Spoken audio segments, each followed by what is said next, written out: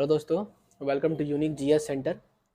So today in this session we will discuss about balance of payment, which is very important topic in economy with respect to every competitive exams. So start करने से पहले मैं आपको बता देता हूँ कुछ कि that here we are providing conceptual clarity in each and every topic with comprehensive handwritten notes, ताकि आपको एक जगह से फिर दूसरे जगह जाने का ज़रूरत ना पड़े, आपको यहीं पे अंडरस्टैंडिंग भी हो और आपको नोट्स भी यहीं पे मिल जाए। ठीक है, तो नोट्स आपको टेलीग्राम में मिल जाएगा, मैं लिंक आपको डिस्क्रिप्शन में प्रोवाइड करा दूंगा। ओके, तो चलिए देखते हैं। सबसे पहले वो नोट्स बाइलिंगुअल फॉर्म में होगा ताकि किसी को दिक्कत ना हो समझने में। तो सबसे पहले डिस्कस करते हैं होता क्या है बैलेंस ऑफ पेमेंट। ठीक है, तो बैलेंस ऑफ पेमेंट होता है, देखिए, for any specific period of time the transactions between resident and non resident of any country, मतलब किसी एक स्पेसिफिक पीरियड में ट्रांजैक्शंस जो होता है रेसिडेंट और नॉन रेसिडेंट्स, जैसे बाहर का इंपोर्ट और एक्सपोर्ट जो होता है, इसका जो इकोनॉमिक वैल्यू होता है ये आपका कहलाता है बैलेंस ऑफ पेमेंट कहलाता है। और बैलेंस ऑफ पेमेंट कई फॉर्म में हो सकता है, जैसे हम अदर कंट्री से लोन लेते हैं वो बैलेंस ऑफ पेमेंट में इंक्लूड होगा। यदि शॉर्ट टर्म ट्रांजेक्शन्स करते हैं, जैसे एग्रीकल्चरल प्रोडक्ट खरीद लिए, राइस खरीद लिए या फिर कोई भी चीज़ प्रोडक्ट खरीदे, तो उसमें इंक्लूड हो जाएगा। जैसे शेयर मार्केट्स में, अगर इंडिया के शेयर मार्केट्स में यदि कोई विदेशी खर्च करते हैं, इन्वेस्ट करते हैं, वो भी इंक्लूड हो जाएगा। उसके बाद जो बाहरी लोग यहाँ पे अपना अकाउंट खोलते हैं, बैंकिंग अकाउंट, वो भी शामिल हो जाएगा। ये सब सारा हम लोग देखते हैं बैलेंस ऑफ पेमेंट में। तो इस वीडियो में हम लोग देखेंगे बैलेंस ऑफ पेमेंट होता क्या है, जो कि हम लोगों ने डिस्कस कर लिया है। टाइप्स देखेंगे, कितने टाइप्स का बैलेंस ऑफ पेमेंट होता है। इसके बाद देखेंगे हम लोग टाइप्स के बाद कैटेगराइज करके हम लोग प्रीवियस ईयर को भी बनाएंगे, देखेंगे कि प्रीवियस ईयर हमसे बन पाता है या फिर नहीं। अगर सारा प्रीवियस ईयर यूपीएससी से लेके एसएससी तक का बन जाता है, इसका मतलब हम लोग सही ट्रैक पे हैं। तो चलिए स्टार्ट करते हैं बिना किसी डिले के। तो बैलेंस ऑफ पेमेंट क्या होता है मैंने बता दिया। तो यहाँ पे आप देख सकते हो कि बैलेंस ऑफ पेमेंट जो होता है, मैंने कैटेगराइज कर दिया है चीज़ों को। एक चीज़ आप याद रखो कि किसी भी कंट्री के लिए बैलेंस ऑफ पेमेंट हमेशा जीरो होता है।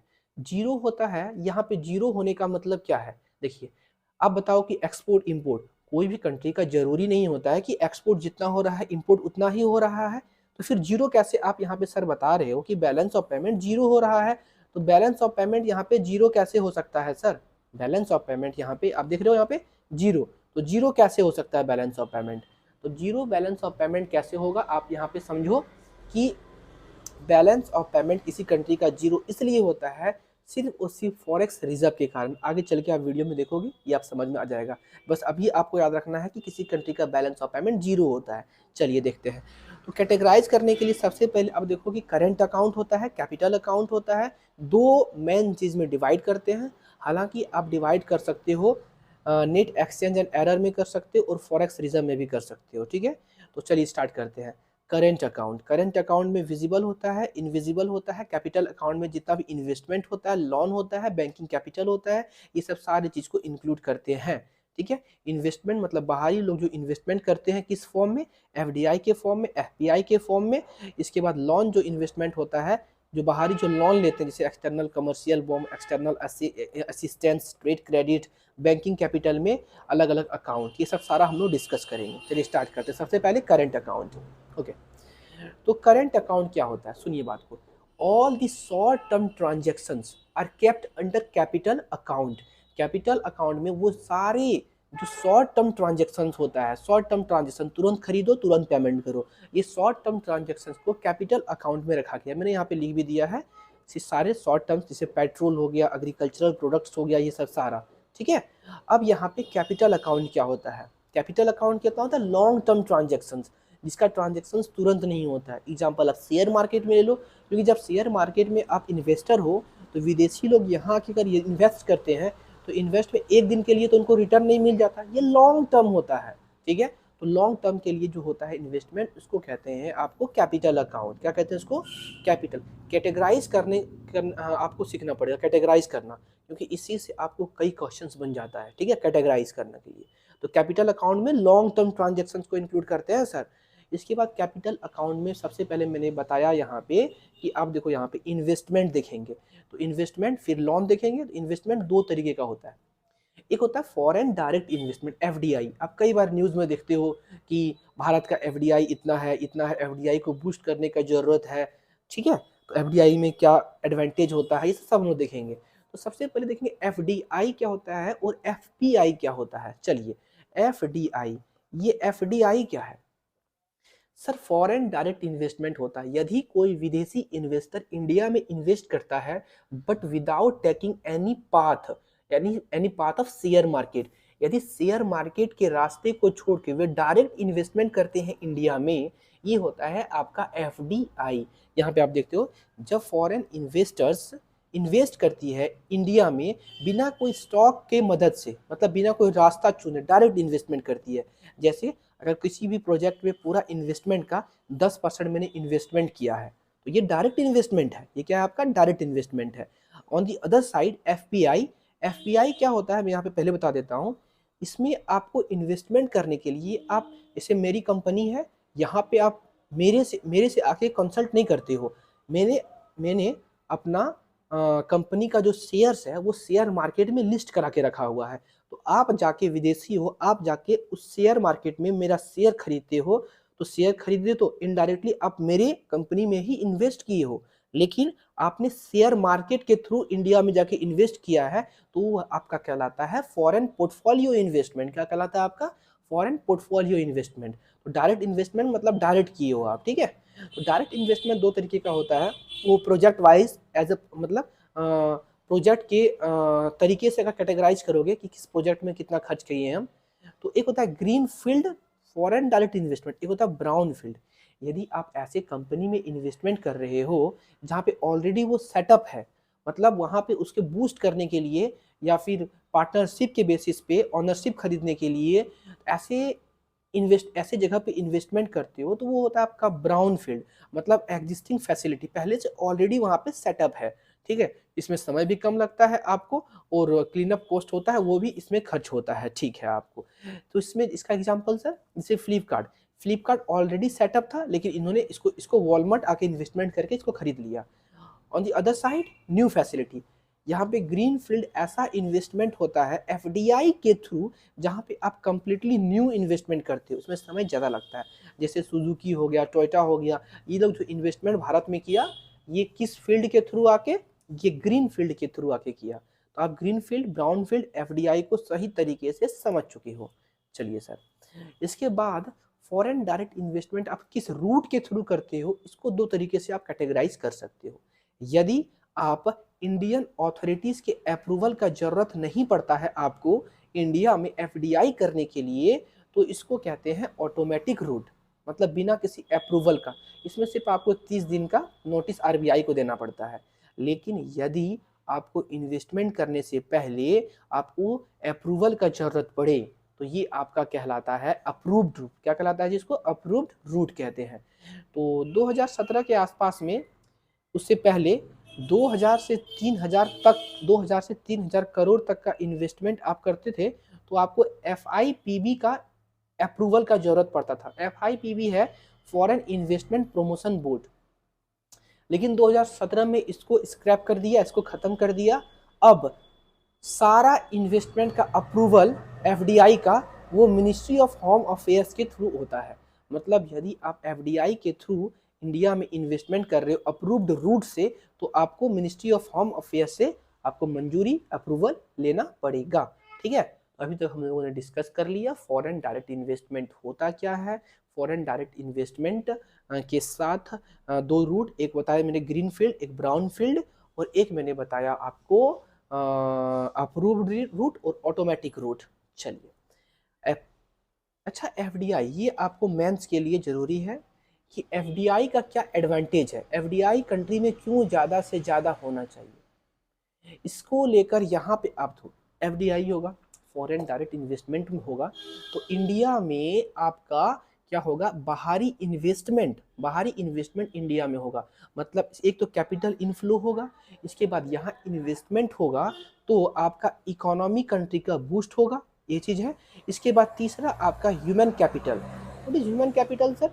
ह्यूमन कैपिटल होता है किसी भी इंडिविजुअल्स में जो स्किल है, जो नॉलेज है, क्योंकि बाहरी चीज़, बाहरी इन्वेस्टर आएगा, बाहरी कंपनीज यहाँ पे आएंगे, तो वो यहाँ के लोगों को स्किल नॉलेज सिखाएंगे। हाँ, तो इससे यहाँ पे स्किल नॉलेज मतलब ह्यूमन कैपिटल का ग्रोथ होगा।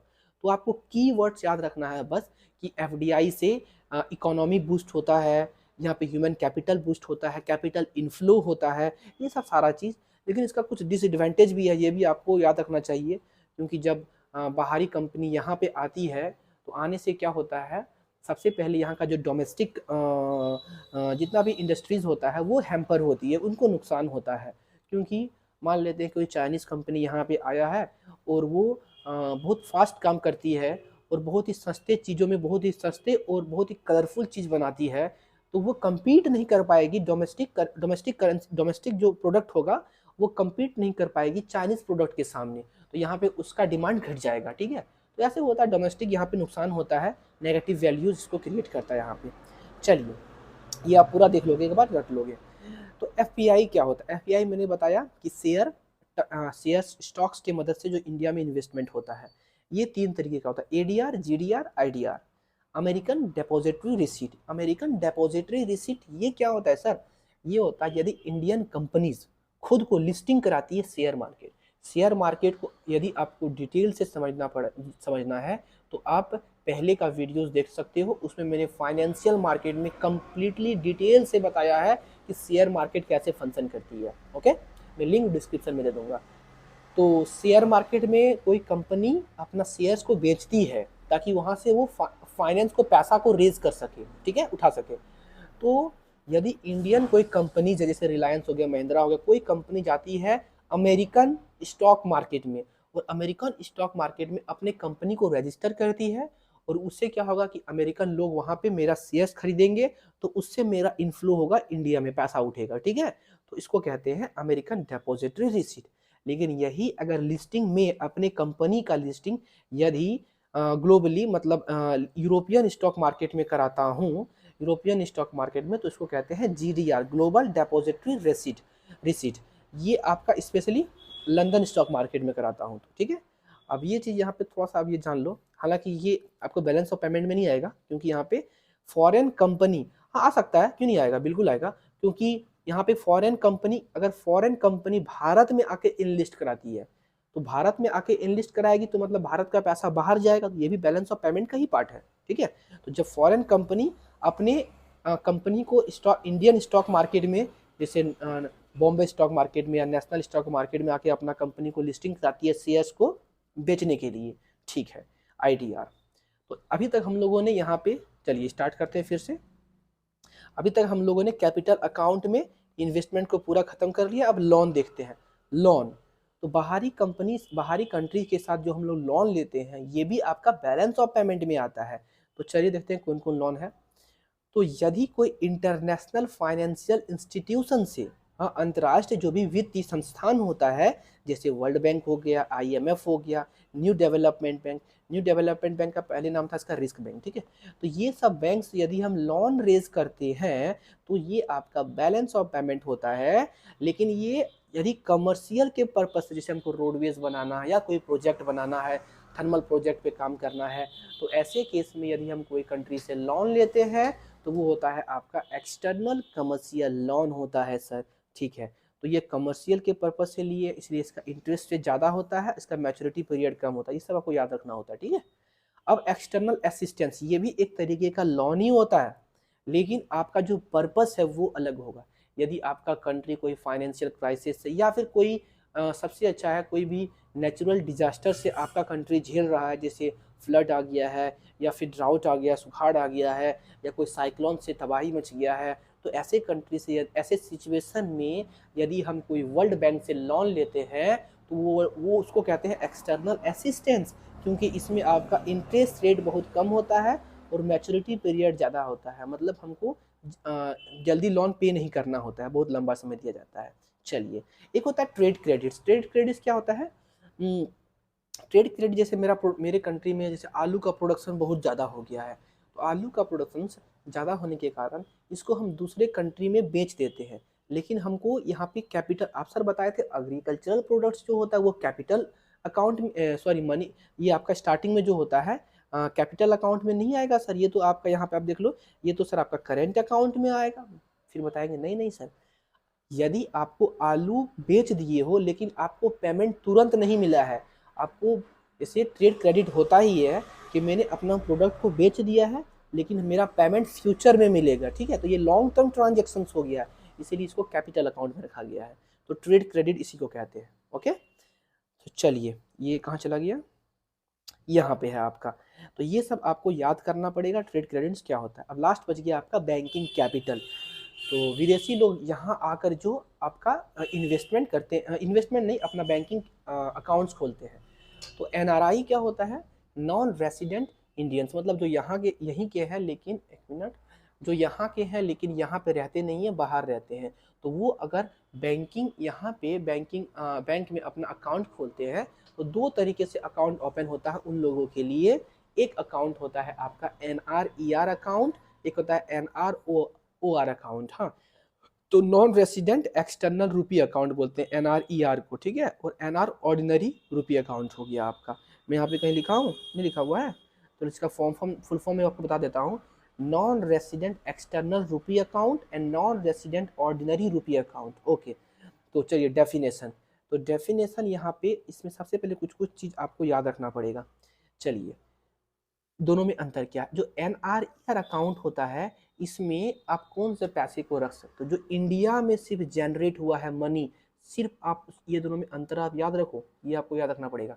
तो सिर्फ इंडिया में जो जनरेट हुआ है पैसा, उसको आप इस अकाउंट में रख सकते हो। जैसे आप इंडिया में कोई असेट खरीद लिए हो, उस पर जो रेंट आ रहा है या कोई भी प्रॉफिट्स बन रहा है इंडिया में, तो उसको आप इसमें रख सकते हो। NROR क्या है, इसमें क्या होता है, मेनली जो जनरेट होता है from the Indian source is non, अच्छा मैंने उल्टा बता दिया क्या यहाँ पे, अच्छा उल्टा यहाँ पे हो गया। तो NROR अकाउंट क्या होता है, इसमें जनरेटेड फ्रॉम इंडियन सोर्स, अगर इंडियन सोर्स से पैसा जो जमा हो जनरेट होता है, उसको यदि रखना होगा तो उसको हम NROR अकाउंट में रखते हैं। लेकिन यहाँ पे एक्सटर्नल सोर्स से, कहाँ से, एक्सटर्नल सोर्स से, यदि बाहर से पैसा आता है और बाहर से पैसा आएगा, रेमिटेंसेस जिसको बोलते हैं हम, तो वो किस अकाउंट में आप रखोगे, वो आप NRER अकाउंट में रख सकते हो, उसको आप इसमें नहीं रख सकते हो। इसमें सिर्फ इंडिया से जो जनरेट पैसा होता है, सिर्फ उसको रख सकते हो आप, ठीक है। इसमें आपको कितना चीज़ याद रखना है, सबसे पहले आप टैक्स। अब एक चीज़ देखो कि इंडिया में जनरेट हुआ है तो इसमें आप पैसा रख सकते हो, इसका मतलब इसमें टैक्स लगेगा, इसमें आप टैक्स लेस होगा। तो पहली चीज़ आप यहाँ पे समझ गए ये चीज़ को कि टैक्स इम्प्लीकेशंस में ये टैक्सेबल होता है, ये टैक्स फ्री होता है। अब इंटरेस्ट, इसमें आपको हाई इंटरेस्ट मिलता है NROR में, इसमें आपको लो इंटरेस्ट मिलता है, ठीक है। इसके बाद आपको और क्या याद रखना है, इसमें जॉइंट अकाउंट, बस ये आपको एक ही याद रखना है कि अगर NRER अकाउंट में आपको जॉइंट अकाउंट खोलना होगा तो दोनों आदमी आपका NRI ही होना चाहिए। लेकिन अगर आपको NRO अकाउंट खोलना है, ओपन करना है, तो इसमें आपका एक आदमी इंडियन रेसिडेंट हो सकता है। चलिए, ये सब सारा चीज़ हम लोग देखे, NRER NROR अकाउंट में डिफरेंस, जो कि बैलेंस ऑफ पेमेंट का ही पार्ट होता है।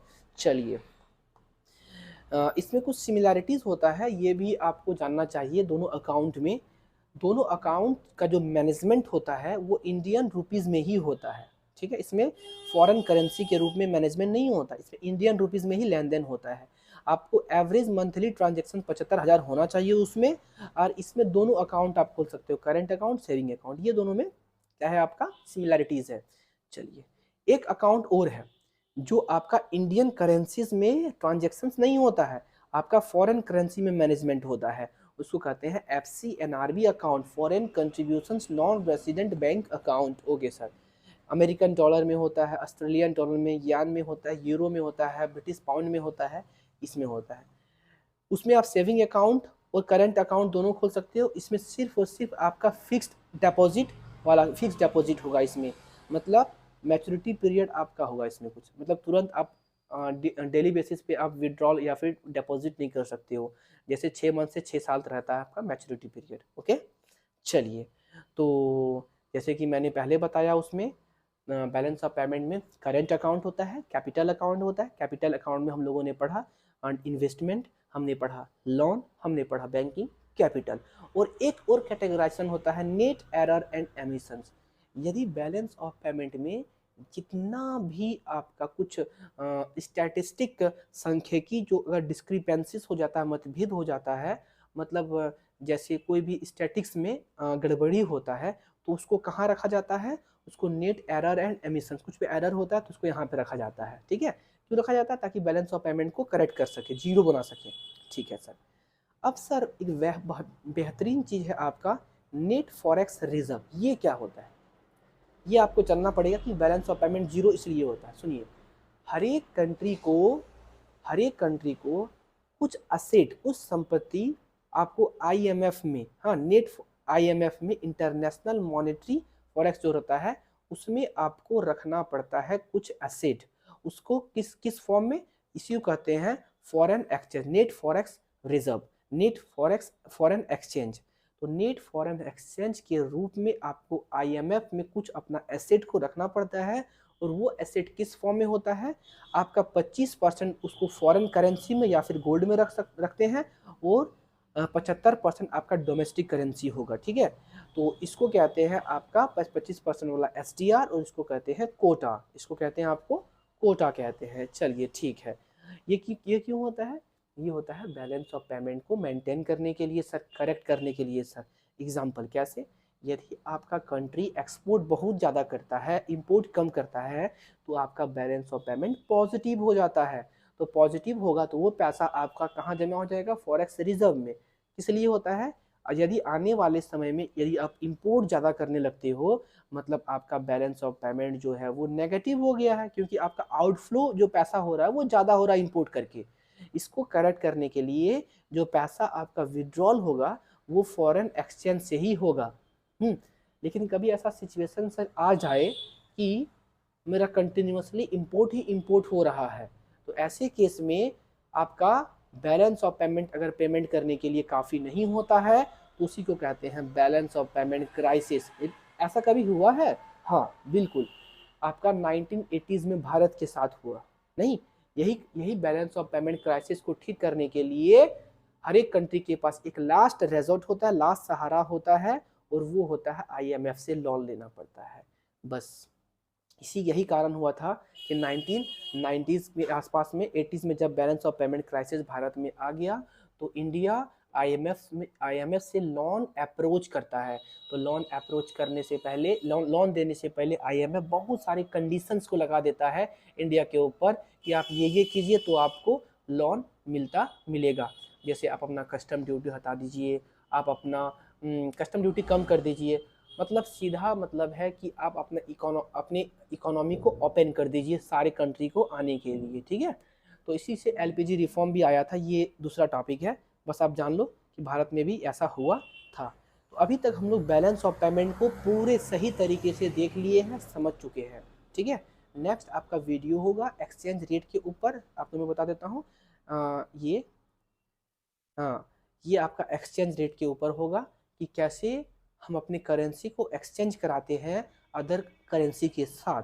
ये बहुत इंपॉर्टेंट टॉपिक है, क्योंकि इसमें डीवैल्यूएशन, रीवैल्यूएशन भी देखेंगे, एप्रिसिएशन, डेप्रिसिएशन भी देखेंगे। ठीक है, तो इससे पहले हम लोग चलिए आज कुछ क्वेश्चंस कर लेते हैं कि पढ़ा हुआ यहाँ पे काम आएगा कि नहीं। अब बताओ कि बैलेंस ऑफ पेमेंट होता क्या है? तो बैलेंस ऑफ पेमेंट क्या होता है? ये आपका रेसिडेंट ऑफ नेशंस और रेस्ट ऑफ द वर्ल्ड के साथ ट्रांजेक्शन होता है। ठीक है, आप इसका क्वेश्चन यहाँ पे देखो, ये आपको सॉल्व करना है। चलिए, तो इसका आंसर क्या हो जाएगा? आप देख रहे हो ए। चलिए, इस तरीके से आप सारा क्वेश्चंस को स्क्रीनशॉट लेके आप सॉल्व करोगे खुद से, सारा आपसे बनेगा ये, बिल्कुल। हाँ, ये आपसे सारा बनेगा। एग्जांपल आप कोई भी एक ले लो, देखिए जैसे मैं यहाँ पे ले लेता हूँ, the capital account of balance of payment includes transactions. Capital account का बात हो रही है यहाँ पे, कैपिटल अकाउंट। तो कैपिटल अकाउंट मतलब लॉन्ग टर्म ट्रांजेक्शंस का बात कर रहे हैं। तो changes in foreign exchange reserve, foreign exchange reserve मैंने कहाँ पढ़ाया हुआ है? वो कैपिटल में, तो ये सही है। Investment to and from, investment तो एफडीआई एफपीआई मतलब कैपिटल अकाउंट, ये भी सही है। बोरोविंग और लैंडिंग, ये भी बिल्कुल सही है, मतलब ये आपका डी नंबर सही हो जाएगा। इस तरीके से आप सारा अभी इसको बनाओगे। लीजिए, मैं आपको यहाँ पे दे दूँगा, स्क्रीनशॉट ले लेना है आपको। चलिए, आप ये बनाओ, फिर इधर से स्क्रीनशॉट लेके आप सारा क्वेश्चंस को अटेम्प्ट करोगे आप। चलिए ठीक है, आज के लिए थैंक यू। फिर नेक्स्ट वीडियो आप एक्सचेंज रेट को देख सकते हो। Thank you.